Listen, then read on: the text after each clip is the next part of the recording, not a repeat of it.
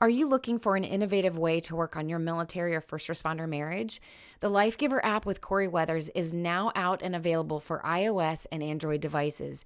You'll have access to the podcast, videos, as well as marriage curriculum that you can access and interact with right inside the app. It's free, it's available, and it's easy. Download the Life Giver app with Corey Weathers today. Welcome to the Life Giver Marriage Podcast, a place for honest conversation and hope for your military or first responder marriage. This is your host, Corey Weathers, and I'm honored to share this journey with you. Close your eyes for a minute if you want to see the world. It implies that you are somehow going to go through a transformation and become something that you weren't before. You were once constrained and now you're not. You were shackled and now you're unshackled. You were enslaved, but now you're free.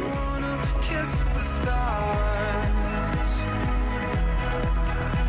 'cause these are the only ways you're ever gonna get very far.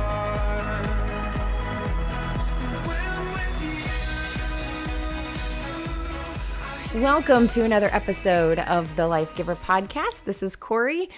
Today's episode is going to be all about the hero's journey. I'm going to tell you a little bit more about that later, but I first wanted to take a moment and recap what has felt like a whirlwind global tour for me in the last couple weeks.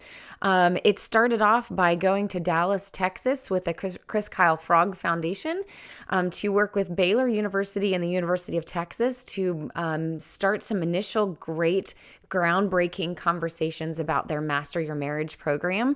It's not going to launch until this fall, but I will tell you it is an exciting, innovative strategy on what we can do to bring curriculum to military and first responder couples that is hopefully transformative for their marriage. So basically, the Master Your Marriage program is going to open up to certain areas of Texas, again, for military and first responder couples, that will give them 6 months of marriage curriculum that is going to be developed by both the University of Texas and Baylor University, as well as curriculum that's going to be designed for providers in the local area. The whole innovative idea behind the Master Your Marriage program through the Chris Kyle Frog Foundation is going to be to transform an entire community. It's this idea of how do we address the unique challenges that face military and first responder marriages, but leave a great footprint within that community so that those couples within that community are fully supported by well-trained professionals, and that they can find everything they need as far as the support, the therapeutic resources, as well as a great 6-month curriculum that should transform their marriage. And so I am so excited to work with the Chris Kyle Frog Foundation as well as Baylor University, their School of Social Work, as well as the University of Texas's School of Social Work, to develop that curriculum to bring that to Texas. So it's a pilot program, and we're really excited about what's going to happen with that. So I was in Texas meeting with those partners. Amazing, amazing people. So smart, so creative, and really just compassionate about our community. And so I'm very excited of what's going to come from that. And then, of course, I went to Georgia, where I got to go to my cousin's wedding. He's a sweet, sweet man who's waited a long time for his bride, and it was such a great time to just celebrate with him in that wedding. And then, of course, I came home and I repacked actually in a day and took off to Japan for 9 days, where I was invited by the women of Misawa Air Force Base to do a women's leadership conference. And I had an absolute blast. If you've not seen the pictures from that, I really enjoyed Japan for 9 days. Enjoyed especially the women there at Misawa Air Force Base. I have to tell you, the whole thing behind the leadership conference was to bring the Strength Finders, the Gallup Strength Finders assessment, to the women at the Air Force Base in order to encourage them to find their sense of purpose and find what they're uniquely talented in, and inspire them on how they could find their purpose and find their calling by investing more in how they're uniquely created and how God created them to do something very special and how each of them are very different. So I will tell you, the Masawa women of the PWC, the women's ministry team, there at the Air Force Base, they originally aimed for about 40 people for this women's leadership conference. And then they were shooting really high for, being prepared for 80.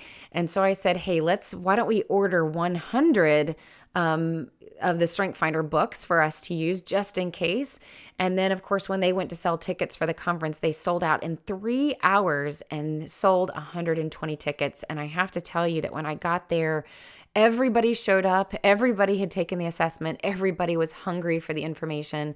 And we just had a blast on that day teaching the Gallup Strength Finder assessment. And everybody walked away feeling validated in who they are, excited about how they're each different, and realizing that their own potential. And then, of course, the next day I had the honor of leading that ministry board through becoming coaches. And so that was my time in Japan. And of course, they gave me a few extra days in there to really just enjoy Japan, take in the sights of Japan. And they were just wonderful, wonderful. And so I want to give a huge shout out to the Masawa Women Air Force Base Women's Ministry team for bringing me out there so smoothly, and for putting on such an incredible event. And it just really was outstanding.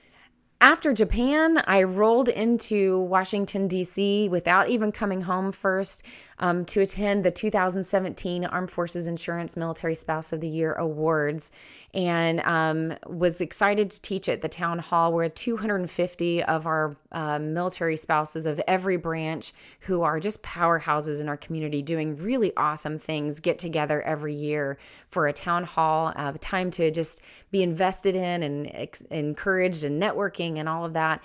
And I was very excited this year to be able to teach at the town hall. And of course, the next day was the actual awards where Matt got to give the invocation. And so today's episode is actually inspired off of the content that I taught at the Military Spouse of the Year Town Hall. And it really just I got some really great feedback from that particular talk. I had a lot of people that came up to me later saying that they were trying to explain it to their spouse. And so I just thought for today's episode, it would be really great to revisit that content. There was a small portion of it that was videoed and put out, but it wasn't all of it in its entirety. And so that's what's inspiring today's content is we're going to talk about the hero's journey. You guys know, and you can see if you're watching this episode, you can see that I'm a huge fan of Wonder Woman. I'm not going to be solely talking about Wonder Woman, but we're going to talk about what is the journey that a superhero goes through and how can we apply that to our life. And how does that help us grow as a person? And what does that mean for us finding our own sense of purpose and our own calling? But before we get into that, I would love to thank Talkspace for sponsoring today's podcast. And give you a little bit more information about them. You've heard me talk about them before. Look, I have thought a lot about whether or not I was going to allow sponsors into this podcast, and I've had many that have come to me wanting to sponsor, and I'm just very protective of the podcast and protective of you, the audience, and don't want a ton of ads going through the podcast. But after talking with Talkspace, I realized that it's a really great partnership for what it is that Life Giver is about, and for what it is as far as the kind of content that I put out, and for you guys as far as what I hear your needs are the most. And so Talkspace is an online therapy option that allows you to work with experienced licensed therapists that are handpicked just for you. So you call in and you speak with a real person who's going to find out what your needs are, what kind of therapy you actually need, and help pick out the right kind of therapist for you. And it's only $32 a week, which is about the same as your copay that you would pay a local therapist if you especially use TRICARE Standard, or if you're a first responder and you have Blue Cross Blue Shield, or you have an 80/20 program. So $32 a week is not much at all. Again, it's about the same price as a copay. So with Talkspace, what makes it so unique is, number one, they have a HIPAA-approved app that you can talk, voice message, and text your therapist during times that are convenient for you. So this is not just a one session a week kind of deal. You can work out something that's unique between you and your therapist. And all of it is HIPAA-approved. I have talked and vetted Talkspace to make sure that this was a good fit for you guys. And they actually connect you with therapists that are within your state to make sure that those ethics and those legal issues are really adhered to. And so if you're interested in trying out Talkspace, they're giving a special option for listeners of the Life Giver podcast. You can go to Talkspace.com/LMS. Again, it's Talkspace.com/LMS, and they are giving you $30 off your first month by using the code LMS. So one more time, that's Talkspace.com/LMS, and use the code LMS at your checkout, and you'll get $30 off of your first month of using Talkspace. So we're going to talk today about the hero's journey. This is a really exciting topic for me because I obviously love Wonder Woman. I've gotten huge into I have two boys. Matt is a Captain America fan. It's kind of a little bit of a Marvel versus DC universe in our house, but we have a lot of fun with it. And our boys have had a lot of fun with it too. And so I was a huge fan of Wonder Woman growing up. As a kid, I played Wonder Woman. I was lassoing trees. I was saving, victims. I was playing out basically the TV show with Linda Carter as a kid. And, I think it's interesting as kids when we grow up, introduced to superheroes, we immediately go to their superpowers and we see those things that are so different from us as humans. And we look up to those superheroes and go, they're so different from us as a human. And I look up to them and wish I could be like them. I wish I could fly or have superpowers or whatever. But the older you get, if you get into following your favorite superhero, what most fans get into is really realizing that the internal struggles and weaknesses that the superheroes have and go through are very much struggles that we relate with them on. And so we end up identifying with a particular superhero that has maybe either similar struggles or a similar backstory or something like that. And so I think true fans, at least I'm finding out as being a comic book nerd, is that we tend to gravitate towards superheroes because they struggle and because they're not perfect, which is different from our experience as a child growing up, seeing this kind of superhero perfection thing that is so different from, the human experience. And so we are going to talk about the hero's journey and how they go through that journey of becoming a superhero and what that looks like.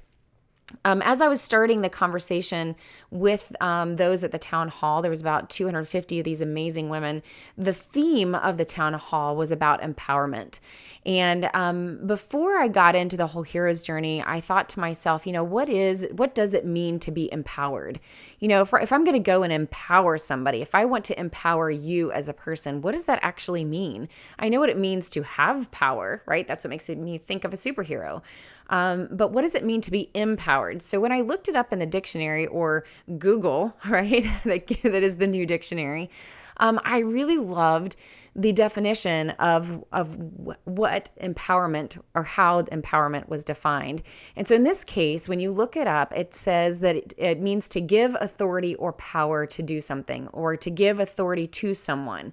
And so there's this idea of somebody doesn't have power and then you give them power. The second definition that I like even more than that is to make someone stronger or more confident in taking control of their life. Now, I don't know if that resonates with you, but it definitely resonates with me in that, the military and first responder community is definitely one that feels really out of control at times. It feels very chaotic, and there's the constant inconsistency. And so who wouldn't want a little bit more control in their life? But this idea that you are making something stronger or giving authority where there wasn't authority before implies movement. Empowerment is actually a verb. It is not necessarily an adjective. To be empowered implies that you weren't strong and you're now strong. You weren't confident and you have become confident. In fact, some of the synonyms that it gave for empower were things like unshackled, or to liberate, to set free. It's this idea that you were once constrained and now you're not. You were shackled and now you're unshackled. You were enslaved, but now you're free. It implies that you go from something that wasn't strong to something that has had movement into now you are something that you weren't before. And I love the fact that that implies a journey. It implies that if we want to be empowered, if you want to be empowered, it implies that you are somehow going to go through a transformation and become something that you weren't before. It's not something that I can just give you a kind word or give you some motivating word and suddenly you're empowered. No, that's just giving a word. That word has to transform you, has to move you into something new or something better in order for you to be empowered. So before we start the hero's journey, I wanted to read you a quote that has really been a quote that I've held on for a long time, that's been really powerful and helpful for me. I remember, years ago when I had dreams of doing something inspirational, something that would actually empower people. There was a quote that really motivated me because it wasn't necessarily fear of failure that I had. It was actually a fear of success. And I think there's some of you out there that struggle with that as well. And so it's a Miriam Williamson quote that says, "Our deepest fear is not that we are inadequate. Our deepest fear is that we are powerful beyond measure. It is our light, not our darkness, that most frightens us. We ask ourselves, who am I to be brilliant, gorgeous, talented, or fabulous? Actually, who are you not to be? You are a child of God. Your playing small does not serve the world. There is nothing enlightening about shrinking so that other people won't feel insecure around you. We are all meant to shine as children do. We were born to make manifest the glory of God that is within us. It is not just in some of us, it is in everyone. And as we let our own light shine, we unconsciously give other people permission to do the same. As we are liberated from our own fear, our presence automatically liberates others." So before we get into the hero's journey, to give complete credit to the new Wonder Woman movie coming out, I wanted to share with you the last trailer that recently came out, and making sure that I give full credit. It is coming out June 2nd. I hope that you guys are going to stand in line like I am to go see it. And then we're going to talk about the hero's journey. Those of you who are listening to this, I highly suggest you go and watch it because you may not be able to obviously hear everything that's happening in the trailer as you're listening audibly. But I think there's a few things that you will hear that we'll talk about here in just a minute. So here is the new Wonder Woman trailer that's coming for the movie that's coming out June 2nd. Diana, fighting does not make you a hero. What if I promise to be careful? Just a shield then. Diana. No sharp edges. Be careful of mankind, Diana.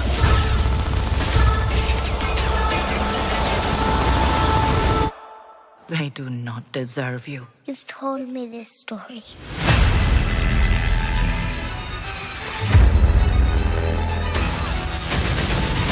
What is this place? Who are you people? We are the bridge to a greater understanding. Right. What is your mission? Well, here's the thing. You are in more danger than you think. The boys in the trenches called her Dr. Poison. Millions would die. The war would never end. I'm going, Mother. If you choose to leave, you may never return. Who will I be if I stay? Will come when you will have to rise.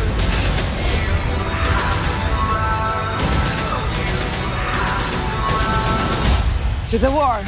Well, technically the war's that way, but we gotta go this way first. How can a woman fight in this? Ooh. Who is this young woman? She's my,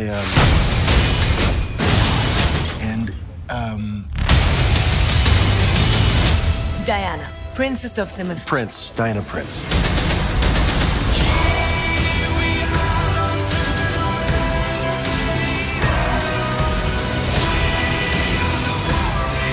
If you believe that this war should stop, help me stop it right now. What are you? You will soon find out.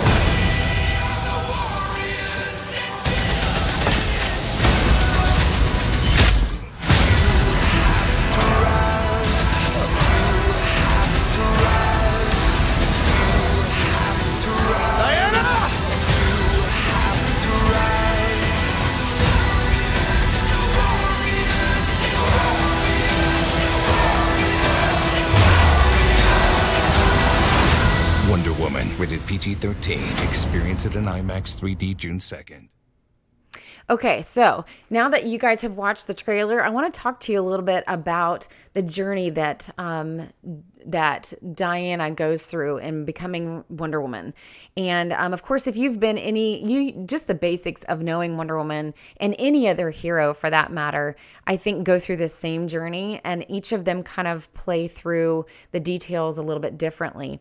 So, when we talk about what is our sense of purpose and what is our calling, a lot of military spouses in particular really, and I think first responder spouses really struggle with what is my purpose. In fact, when I was at the Women's Leadership Conference in Japan, it was one of the biggest reasons why I think we had all 120 women show up. It was this hunger for what is it that I'm created to do? And I think part of the reason why so many of us, especially spouses, struggle with this idea of what is my identity and what is my purpose, I'm finding that we have been chameleons. We have become chameleons as military spouses. So this happened to me as well when I first got awarded Military Spouse of the Year. I was asked by a lot of people, what do you want to do? What do you want to do with this spotlight or this influence that I had now been given? And I went through a little bit of an identity crisis. You may have heard me talk about that in previous episodes. And the reason for that was because everywhere we tend to go as military spouses, when somebody says, what would you like to do? My question back to you is, what is it that we usually say in response?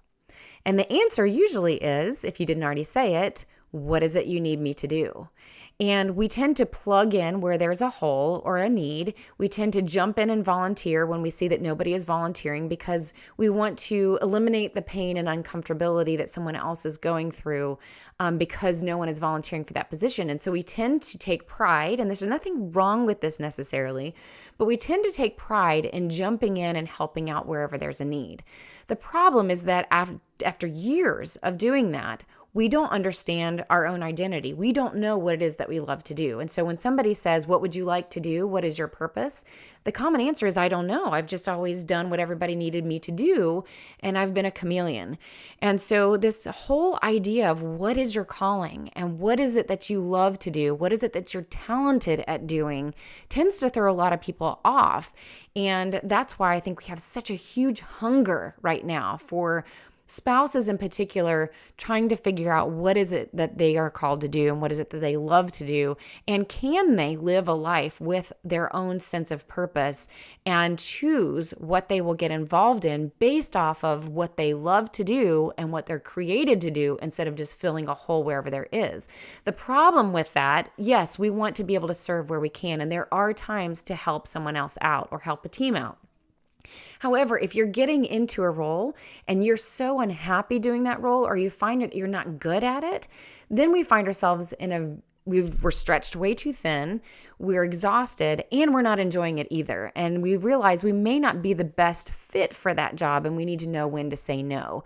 So I want to start off this whole thing before we get into the actual journey by talking about the fact that we have an identity problem as military spouses within our community. First responder spouses possibly as well. Maybe not quite so much, because first responder spouses are at least within a community that isn't necessarily changing. Maybe National Guard's kind of the same way.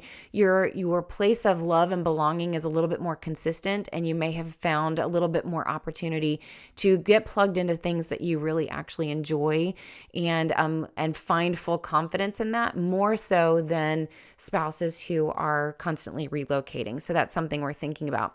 So let's get into the hero's journey. This is a really visual thing, so you're going to have to walk through this with me so that you can kind of picture this in your mind as far as the hero going through this. So here's the first one. Number one, every hero has a backstory. Now, this is really important because we tend to, in our own personal backstories, we tend to want to forget it or sweep it under the rug or deal with it and move forward. Not many of us want our backstories revisiting us constantly. But what I love about superheroes, if you watch comic books or any of the movies like Batman, it's the films that have been done a million times with a million different people portraying and playing the character of Batman, you get to see see them redo the backstory again and again. And the comic books do the same thing. With each new writer comes the need to revisit the backstory. There is something about all of our backstories that make us who we are today and make us who we will become. And I love the fact that in order for the hero to process who they will become, they have to keep revisiting the backstory. It's almost like you peel the layer of an onion constantly. So here's a good example of that. If a little girl loses her father, let's say at a young age of 5, she's going to have to revisit and grieve the loss of her father again, possibly when she goes on her first date. You know, when she starts to think about what does it mean to have a man in my life? What does it mean to pursue a man in my life? She's going to have to revisit, what would my father have thought about this? What would he have done to support me through this? And she will have to loop back, and she will have to mourn or grieve or process the death of her father again. Fast forward, once that little girl grows up and she goes to get married, she's going to have to again loop back on that backstory and revisit the loss of her father when she's trying to pick who's going to walk her down the aisle, as well as what that day is going to mean to her. It's going to have new purpose if she's willing to go back to her backstory, revisit it, reprocess it so that she can bring healing to that wedding day. So the backstory and revisiting our backstory is so important to who we are and what we're going to do. For many of us, our backstory brings passion and purpose. And, that woman who lost her father, if she wants to bring any kind of healing into her life, perhaps she's going to work with other people who have gone through the grieving process or who have lost a father or something comparable to that. And so if we're ever going to find healing, we have to go back and bring purpose out of our pain, purpose out of our backstory, and have it make sense in our life. There is nothing wrong with revisiting that. Sometimes if we don't, we find ourselves allowing anger and fear and animosity or resentment to fuel the things that we do and fuel the passion and the things that we get involved in. And that's not necessarily bringing purpose out of pain. That's just unresolved feelings that are possibly becoming destructive in our life because we haven't revisited or allowed ourselves to embrace our backstory and allow it to become part of our story, part of who we are, part of making a difference in the world. Think about it from this perspective. Batman would maybe not be Batman had his parents not been taken from him. Superman lost his entire planet and has to struggle with who will he be on Earth now that he's been brought to Earth and has to figure out a way on Earth. With Diana, as far as becoming Wonder Woman, she has her own birth story, her backstory, and there's a wrestling with, was she the daughter of Zeus, or did she have no father at all and was just born of clay? There's constantly things for her to go back and revisit in order for her to figure out who she is and therefore who she's going to be in the world. But she has to keep revisiting that backstory. You have your own backstory as well, and it's important to your story and where you're going to go and the kind of purpose that you have. So very much we have to learn to pay attention to that backstory. Some of you are still stuck at this stage where we haven't gotten through our backstory. Very important that you start pursuing that, especially if you need professional help to do it. But our backstories are very much important to us becoming our own hero. In order for us to get there, we have to address it. Number 2, the second part of the hero's journey is the call to adventure. So this is a really exciting part of the hero's journey. Last week on the plane to Japan, on the way home from Japan, I watched Moana. Now, my kids had already seen this and said it was great. My nephew watched Moana, said it was great. So I finally decided to give Moana a try, even though I had no kids around me and I'm on the plane. And I love the call to adventure that Moana goes through because I'm not going to give the whole movie away. It's definitely worth watching, especially after listening to this episode.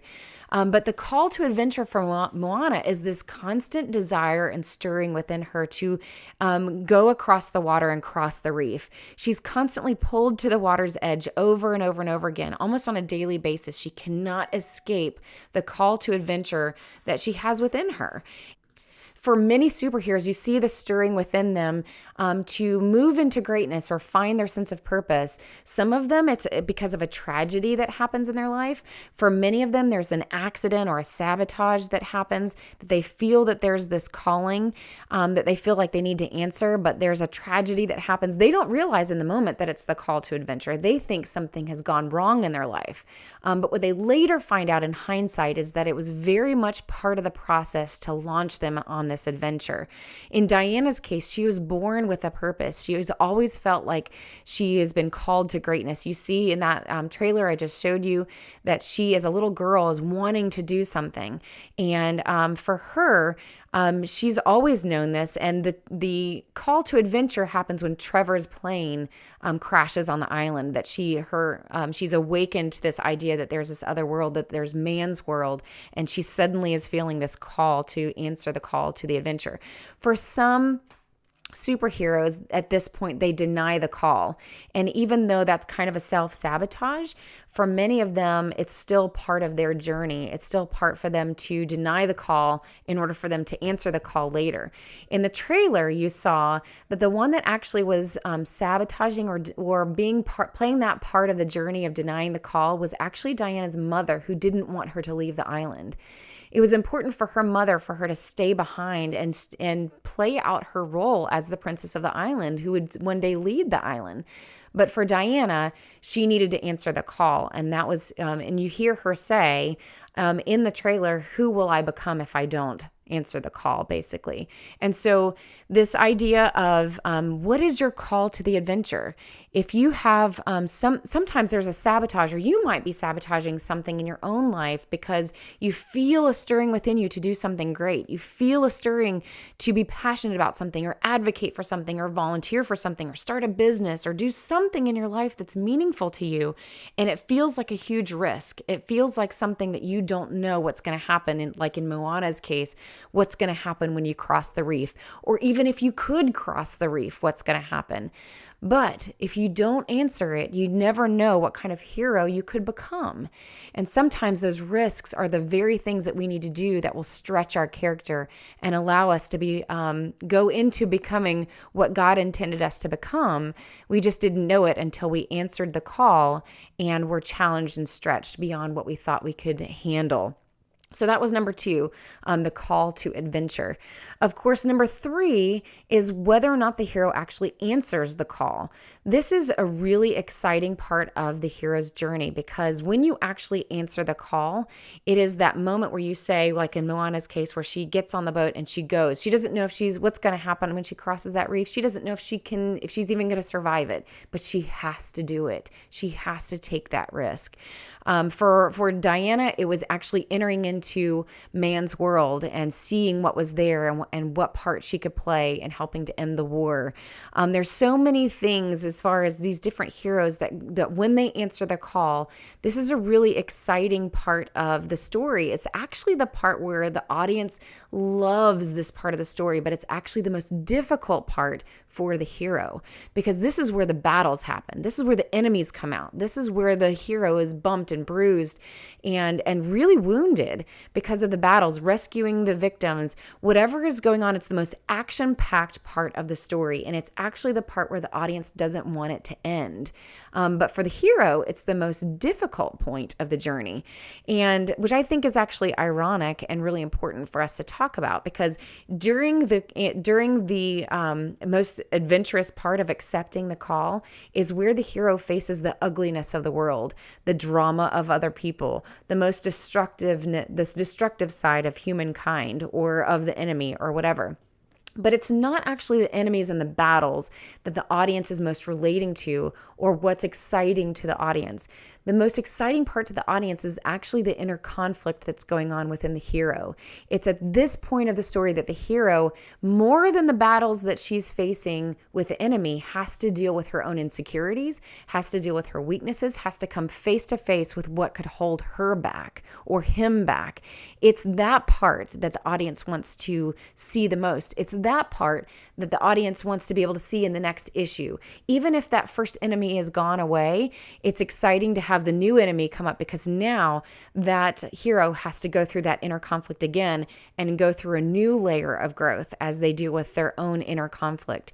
And so these are the points where we are faced in our own lives as we answer the call and go out into the world and take those risks and do those things that we think that we're not going to be able to do or finish, that we have to face the fear of failure. We have to face the fear of success. We have to face our own insecurity. We have to battle the lies that have been brought into our life that says that we're not worthy enough. We're not worthy enough. We're not loved enough. We're not capable enough. Whatever those shame messages are that are lies that have been given to you from your childhood or even in adulthood, or even things that are actually being said to you right now. Those are the battles that you have to face inside. And when you battle that, that's when you see amazing things start to happen, because you're willing to take the risk to battle what's holding you back from your own personal greatness.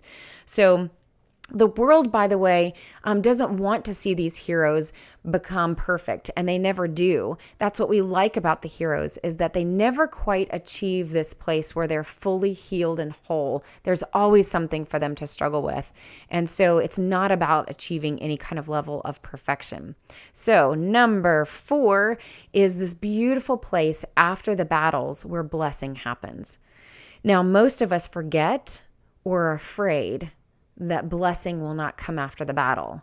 But I assure you, blessing happens.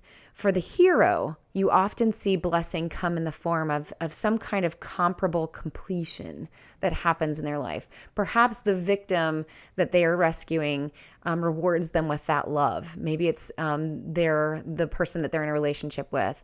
Or perhaps it's the battle within that happened, that they feel more confident in their identity and they realize who they are and that they've resolved that battle within themselves just a little bit. Whatever it is, the blessing comes in the form of completion somehow. Again, not perfection, not that we're done.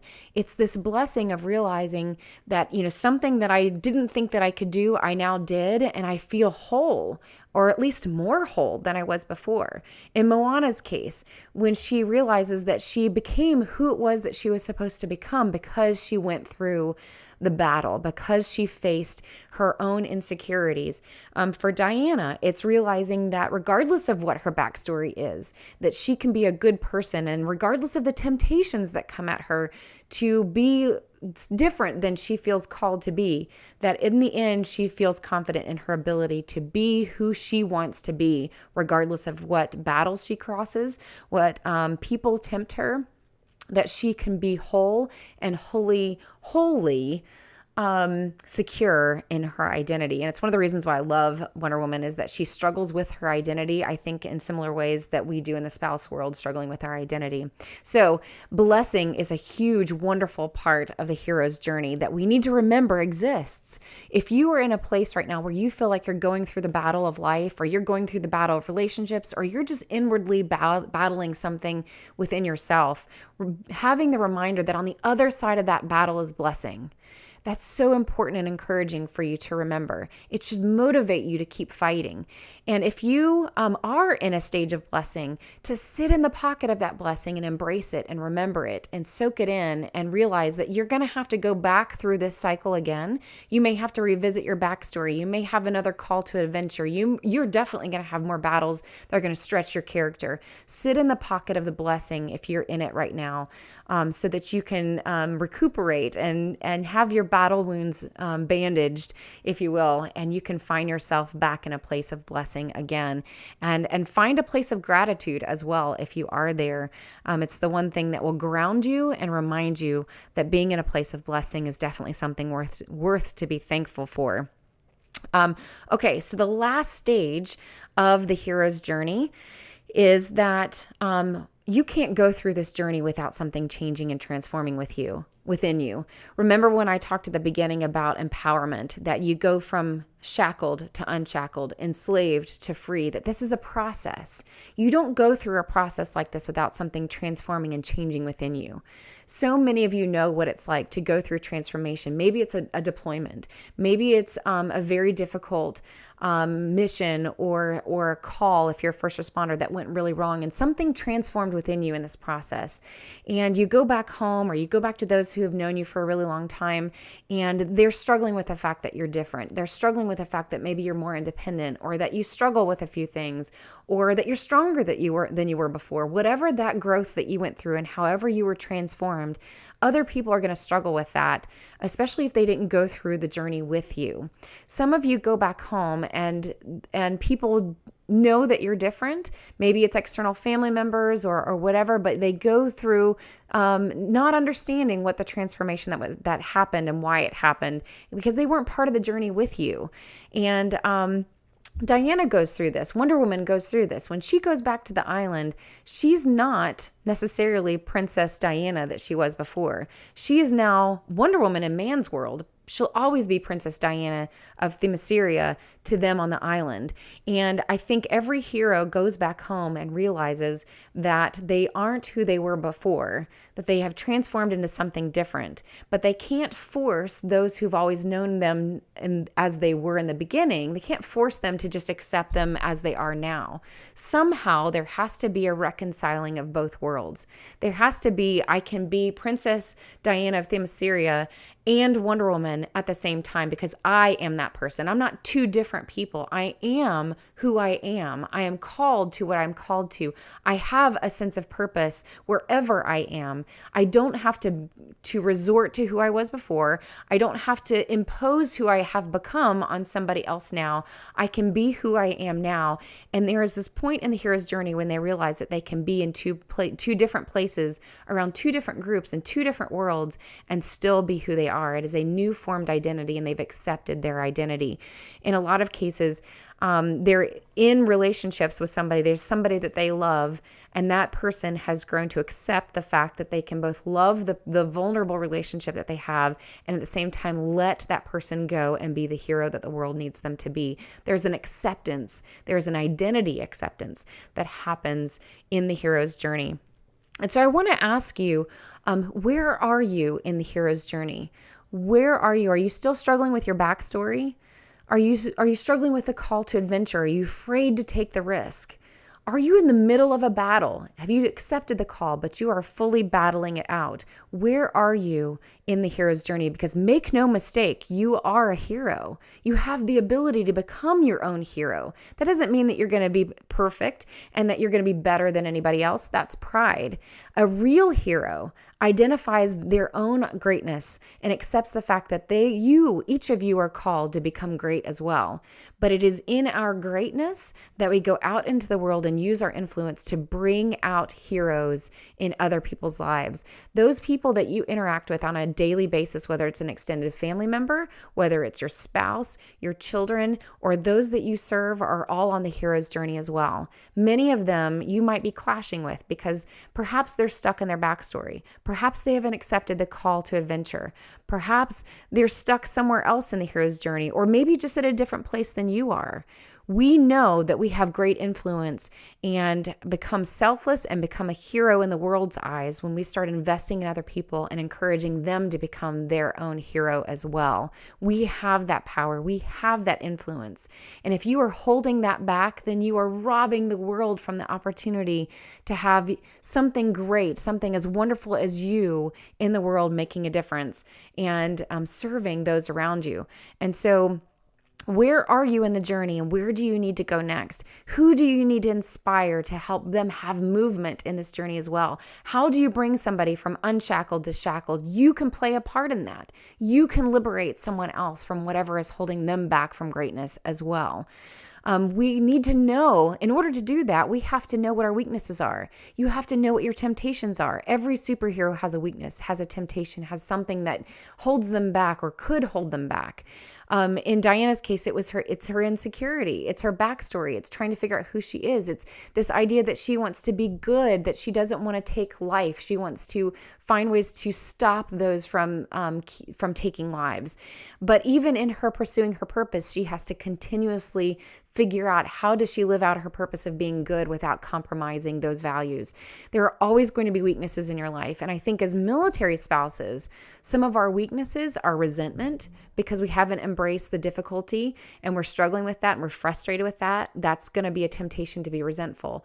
Control is another weakness. There are so many things that we don't have control over. We tend to control everything we can. We start a business because we can't get a job. We start a nonprofit because one won't hire us or because it's not doing a good enough job. We control our kids. We control our marriage. We control our spouse. We control our friends. We control whatever we can.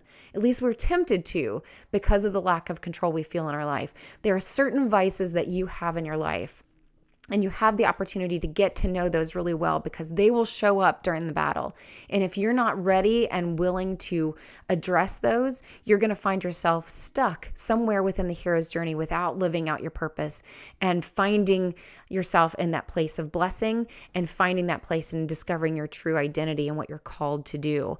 So before I wrap up, I want to remind you that no one can answer the call but you. No one can answer this call to adventure except for you. God can't do it for you. He can put the call to adventure out in front of you. I love how in Moana, the water keeps tempting her and calling out to her. But it's ultimately her that has to make the choice of whether or not she's going to answer that call. You have that choice. Not anybody else in your life is in charge of that but you.